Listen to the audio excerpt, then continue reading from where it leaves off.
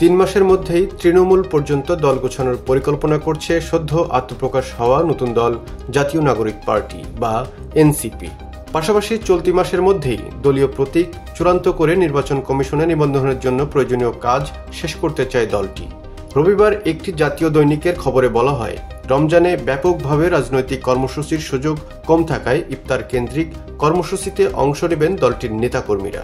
বিভিন্ন ইউনিটের কমিটিতে জাতীয় নাগরিক কমিটির নেতারাই প্রাধান্য পাবে বলে খবরে বলা হয়। জাতীয় নাগরিক পার্টির আত্মপ্রকাশ অনুষ্ঠানে যাতায়াতের জন্য পরিবহন রিকুইজিশন নতুন রাজনৈতিক বন্দোবস্তের চেতনার পরিপন্থী বলে মন্তব্য করেছে ট্রান্সপারেন্সি ইন্টারন্যাশনাল বাংলাদেশ টিআইবি। শনিবার এক বিবৃতিতে সংস্থাটি বলেছে, জাতীয় নাগরিক পার্টির আত্মপ্রকাশ অনুষ্ঠানে অংশগ্রহণের জন্য ঢাকার বাইরে থেকে জাতীয় নাগরিক কমিটি ও বৈষম্য বিরোধী আন্দোলনের প্রতিনিধিদের জন্য কর্তৃত্ববাদের অনুকরণে সরকারিভাবে হুকুম দখল করে বাস রিকুইজিশনের ঘটনা ঘটেছে।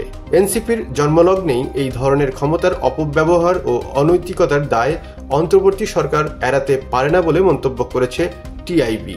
যদিও এ বিষয়ে প্রধান উপদেষ্টার প্রেস সচিব শফিকুল আলম বলেছেন, ছাত্রদের নতুন রাজনৈতিক দল জাতীয় নাগরিক পার্টির সমাবেশে পিরোজপুরের জেলা প্রশাসকের সহায়তায় সরকারি বাস নিয়ে আসার বিষয়ে সরকারের কোনো ধরনের হস্তক্ষেপ নেই, বরং এ নিয়ে গণমাধ্যমে যেসব খবর আসছে তা অতি রঞ্জিত।